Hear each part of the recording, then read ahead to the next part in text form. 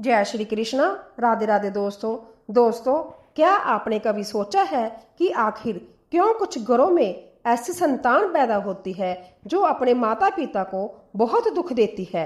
आपने देखा होगा कि कई बार पति पत्नी में सामंजस्य नहीं बन पाता, जबकि दोनों अपनी ओर से भरसक प्रयास करते हैं, फिर भी उनके रिश्ते में तालमेल नहीं बैठ पाता। आखिर ऐसा क्यों होता है? क्यों एक पिता अपने पुत्र को पालने में कोई कसर नहीं छोड़ता?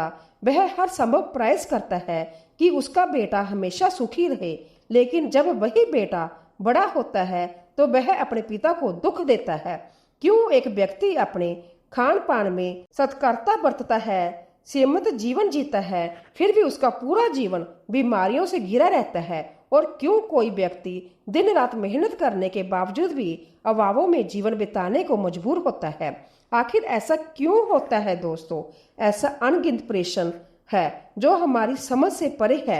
ऐसे अनगिनत प्रश्न है जो हमारी समझ से परे है दोस्तों। हमारे धर्म ग्रंथों के अनुसार पूर्व जन्मों में किए गए कर्मों का फल हमें इस जन्म में भुगतना पड़ता है। कर्म चाहे अच्छे हो या बुरे, लौट कर जरूर आते हैं। कोई माने या ना माने, लेकिन यह बात बिल्कुल सत्य है कि हमारे कर्म हमारे पास वापिस जरूर आते हैं। कहीं किसी के घर में सुख देने वाली संतान जन्म लेती है तो कहीं दुख देने वाली। आखिर ऐसा क्यों होता है दोस्तों? कहीं ना कहीं यह सब हमारे अपने ही कर्मों का फल है, जिसके कारण यह सब होता है। दोस्तों, इन बातों को समझने के लिए हम आज आपको एक कथा सुनाने जा रहे हैं जो हर व्यक्ति के लिए महत्वपूर्ण है। मेरा आपसे निवेदन है कि इस कथा को अंत तक पूरा सुनिए। इसमें हम आपको बताएंगे कि कैसे पूर्व जन्म में किए गए कर्म इस जन्म में हमारे जीवन को प्रभावित करते हैं। दोस्तों, कथा को शुरू करने से पहले कमेंट बॉक्स में लिखिए जय श्री राधे कृष्ण। वीडियो को भी लाइक करें और अपने दोस्तों के साथ भी शेयर करें और चैनल को सब्सक्राइब करना ना भूलें। तो अधिक देर ना करते हुए इस कथा को शुरू करते हैं। दोस्तों, यह बहुत पुराने समय की बात है। एक गांव में दो कुत्ते रहते थे। दोनों पक्के दोस्त थे। वह हमेशा साथ रहते, साथ खेलते, साथ खाते पीते और साथ सोते थे। उनमें से एक का नाम था शेरू और दूसरे का नाम था बुरा। एक दिन शेरू और बुरा जब आराम से बैठे थे तो वे आपस में बातें करने लगे। शेरू बोला, मित्र बुरा, कभी कभी मैं सोचता हूँ कि हमने कौन से ऐसे बुरे कर्म किए हैं जो हमें इस जन्म में कुत्ते का जन्म मिला है। सुबह से शाम तक दौड़ते दौड़ते हालत खराब हो जाती है, तब कहीं जाकर पेट भरने को थोड़ा बहुत मिलता है। कई बार तो जिस दरवाजे पर जाता हूँ तो वहां से डंडे मारकर भगा दिया जाता है। खाना तो दूर की बात, उल्टा डंडे की मार खानी पड़ती है। बुरा ने सहमति जताते हुए कहा, मित्र शेरू, तुम बिल्कुल सही कह रहे हो। कभी कभी तो बैठने की भी जगह नहीं मिलती। जहां थोड़ी देर के लिए बैठता हूँ तो कोई आकर डंडे मारकर वहां से भी भगा देता है। ना तो ठीक से बैठ पाते हैं, ना आराम से लेट पाते हैं। सच कहूं तो अब यह जीवन बोझ लगने लगा है। शेरू ने सिर हिलाते हुए कहा, बुरा, इसमें कोई शक नहीं कि हमने पिछले जन्म में जरूर कोई बुरे कर्म किए होंगे। यही वजह है कि हमें इस जन्म में यह दुख भरा जीवन जीना पड़ रहा है। शेरू आगे कहता है, बुरा, मुझे लगता है कि हमें अब कुछ करना चाहिए। क्यों ना हम तीर्थ यात्रा पर जाएं। तीर्थ की यात्रा भगवान के दर्शन और साधु संतों का आशीर्वाद लेने से हम दोनों का कल्याण हो सकता है। यह जन्म तो हम नहीं बदल सकेंगे, लेकिन कम से कम अगला जन्म तो सुधर ही सकता है।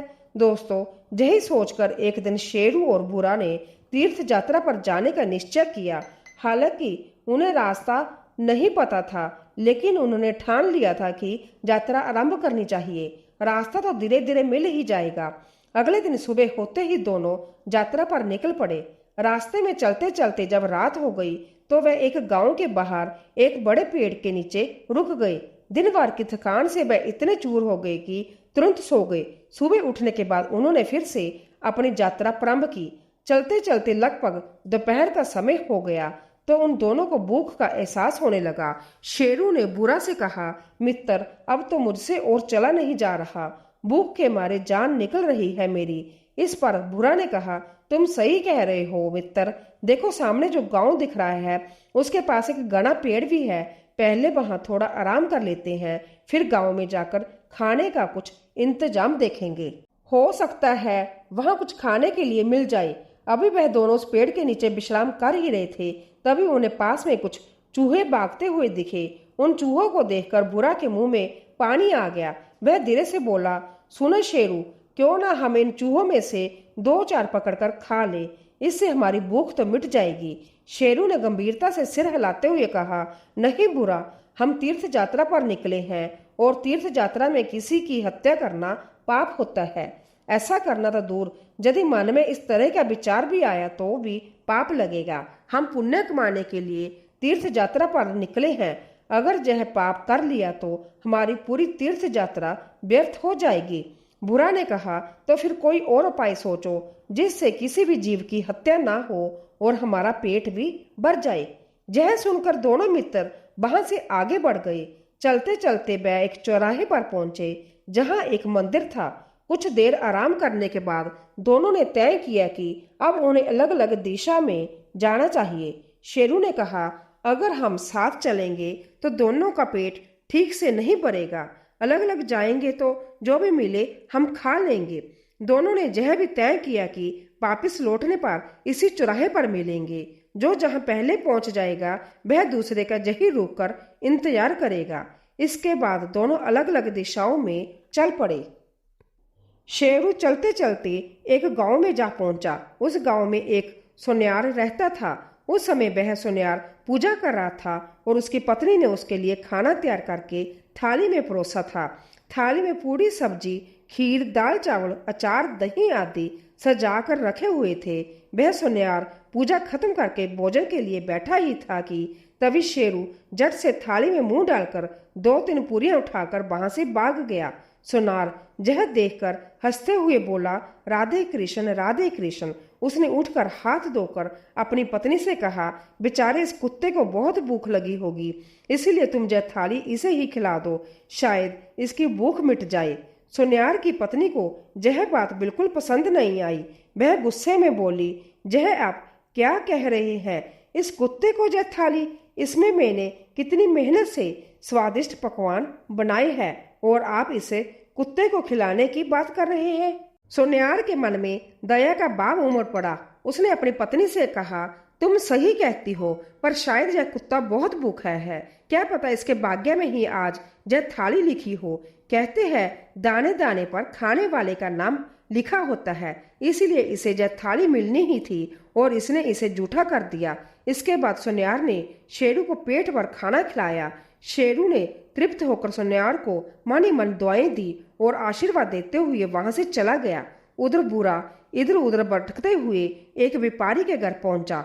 व्यापारी ग्राहकों से झगड़कर थका मांदा अपने घर लौटा था। उसकी पत्नी ने उसके लिए तरह तरह के पकवान और मिठाइयों से सजी थाली रखी थी और वहां से चली गई थी।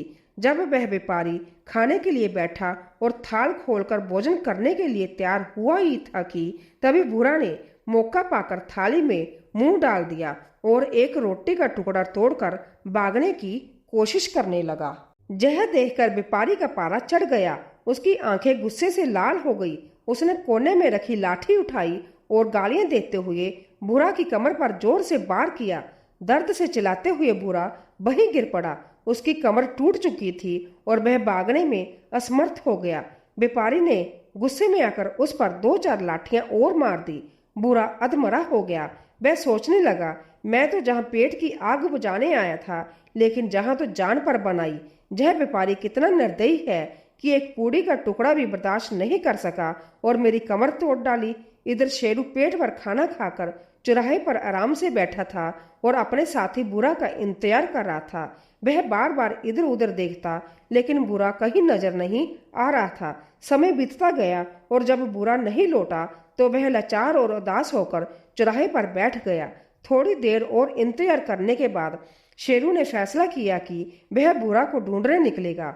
उसका दिल बेचैन था और वह अपने दोस्त की तलाश में चल पड़ा। कुछ दूर चलने के बाद उसे बुरा नजर आया। वह दौड़ते हुए उसकी तरफ बढ़ा। उसकी टूटी हुई कमर देखकर वह बहुत ही दुखी हुआ। उसने पूछा, भाई, यह तुम्हारे साथ क्या हुआ? ऐसा किसने किया? कौन इतना निर्दयी है जिसने तुम्हारी कमर तोड़ दी सिर्फ एक रोटी के लिए। बुरा की आंखों में आंसू आ गए। उसने दर्द से कहराते हुए शेरू को पूरी कहानी सुनाई। कहानी सुनकर शेरू की आंखों में आंसू आ गए। वह दुख से भर गया। कहानी सुनाकर बुरा गुस्से से बोला, मैं उस व्यापारी से बदला जरूर लूंगा। उसे बताऊंगा कि खुद की कमर कैसे टूटती है। लेकिन वह क्या करता, वह तो मजबूर था। वह कुत्ते की जोनी में जो जन्म ले चुका था। शेरू भी कृतज्ञ होकर बोला, मुझे भी उस सुनियार का कर्ज चुकाना है। उसने मुझ पर कितनी कृपा की है। इन सब बातों पर विचार करते हुए आखिर में दोनों कुत्तों ने यह फैसला किया कि उन्हें अब अपने प्राणों को त्याग देना चाहिए और प्राण त्यागने के पश्चात उनके घरों में जन्म लेना चाहिए। इसके बाद दोनों कुत्ते शेरू और बुरा एक नदी में डुबकी लगाकर अपने प्राण त्याग देते हैं। संयोगवश व्यापारी को कोई संतान नहीं थी और ना ही सुनियार को। सुनियार के घर शेरू का जन्म हुआ और व्यापारी के घर बुरा का जन्म हुआ। व्यापारी बहुत खुश हुआ, लेकिन उसकी खुशी ज्यादा देर तक नहीं टिक पाई। जैसे ही व्यापारी के घर पुत्र पैदा हुआ, उसका बैल मर गया और उसकी पत्नी भी बीमार रहने लगी। साथ ही उसके बेटे के पहले ही जन्मदिन पर व्यापारी के हरे भरे खेतों में जानवर घुस गए, जिससे व्यापारी का जीवन मुश्किलों से बढ़ गया। उधर सुनियार के घर में भी जब पुत्र पैदा हुआ तो पुत्र के जन्म के साथ ही सुनियार की पगड़ी राज दरबार में ऊंची हो गई। सुनियार ने राजा को एक युद्ध में जीत की बात बताई थी, जिससे प्रसन्न होकर राजा ने उसे राज्य मंत्री नियुक्त किया और उसे एक महल और अपार धन भेंट किया। जैसे जैसे सुनियार का बेटा शेरू बड़ा हुआ, वह अपने पिता के समान तेजस्वी और गुणी साबित होने लगा। उसने कम उम्र में ही शास्त्रों का गहन अध्ययन कर लिया था। बुद्धता का आलम ये था कि बड़े बड़े विद्वान भी उससे शास्त्रार्थ में पराजित हो जाते थे। यह देख सुनार का हृदय गर्व और आनंद से भर जाता था, क्योंकि उसका पुत्र उसे हर कदम पर सुख देता था। वहीं दूसरी ओर व्यापारी का बेटा बुरा बिल्कुल अलग स्वभाव का निकला। वह आलसी और दुष्ट प्रवृत्ति का था। हर छोटी बड़ी बात पर अपने पिता को ताने मारता, गालियां देता और घर का पैसा जुए में बर्बाद करता। व्यापारी अपने बेटे की ऐसी हरकतों से परेशान होकर अंततः दुखी रहने लगा। अंत उसने सोचा कि बेटे को सुधारने का कोई उपाय करना चाहिए। इसी सोच के साथ वह एक प्रसिद्ध ज्योतिषी ब्राह्मण के पास गया। उसने देखा कि ज्योतिषी ब्राह्मण अपनी कुटी के बाहर ध्यान मगन बैठे थे। फिर वह व्यापारी उनके पास गया और अपनी समस्या उनके सामने रखी। ज्योतिषी ब्राह्मण ने उसकी बात सुनी और कहा, तुम्हारे बेटे को सुधारने का सबसे अच्छा उपाय है उसका विवाह। तुम अपने बेटे का विवाह करवा दो। विवाह का बंधन अक्सर बुरे से बुरे स्वभाव को भी बदल देता है। फिर व्यापारी ने ब्राह्मण को प्रणाम किया और घर लौटकर तुरंत अपने बेटे का विवाह कराने का निर्णय किया। वह अपने पुत्र के लिए योग्य कन्या की तलाश करने लगा। उधर सुनियार ने भी अपने पुत्र के विवाह का विचार किया और शीघ्र ही उसका विवाह एक सुशिक्षित और गुणी लड़की से करवा दिया। सुनार की बहू ने आते ही अपने ससुराल को स्वर्ग बना दिया। उसका व्यवहार ऐसा था कि उसने पूरे परिवार को खुशियों से भर दिया। दूसरी तरफ व्यापारी ने भी अपने बेटे का विवाह करवाया, लेकिन विवाह के अगले ही दिन एक भयानक घटना घटी। उसका बेटा अचानक चल बसा। बहू ने घर में आते ही कोहराम मचा दिया और रो रो कर अपने ससुर को कोसने लगी। बहू के कटु वचन सुनकर व्यापारी गहरे सदमे में चला गया। उसने अपनी हालत पर रोते हुए दीवार से सिर पटकना शुरू कर दिया और चिल्लाने लगा, मेरा बेटा मेरी कमर तोड़कर चला गया। दोस्तों, यह कहानी हमें सिखाती है कि जैसा हम कर्म करते हैं वैसा ही फल हमें भोगना पड़ता है, चाहे वह कर्म इस जन्म के हो या पिछले जन्मों के। जैसे इस कहानी में सुनार ने अपने जीवन में अच्छे कर्म किए, जिसके कारण उसे एक सुखद और गुणवान संतान मिली, वही व्यापारी के बुरे कर्मों का परिणाम उसे दुखी और हंकारी संतान के रूप में मिला। यह सत्य है कि हमारे जीवन में जो भी सुख दुख आते हैं वह हमारे कर्मों का परिणाम होते हैं। पति पत्नी में अनबन, घर में क्लेश या कोई अन्य समस्या, यह सब हमारे पूर्व जन्मों के कर्मों का फल है। कर्मों का भोग धार्मिक और आध्यात्मिक दृष्टिकोण से मिलता है। धार्मिक और आध्यात्मिक साहित्य में कहा गया है कि अच्छे कर्मों से सद्गुणों और शुभ परिणामों की प्राप्ति होती है, जबकि बुरे कर्म जीवन में कष्ट और दुख लाते हैं। तो दोस्तों, आशा है यह कहानी आपको जरूर पसंद आई होगी। अगर यह वीडियो आपको अच्छी लगी हो तो वीडियो को लाइक और चैनल को सब्सक्राइब अवश्य करें। इस वीडियो को अपने दोस्तों के साथ भी शेयर करें। कमेंट बॉक्स में लिखिए जय श्री राधे कृष्णा। तो मिलते हैं अगले वीडियो में, तब तक के लिए आप अपना ख्याल रखें। धन्यवाद।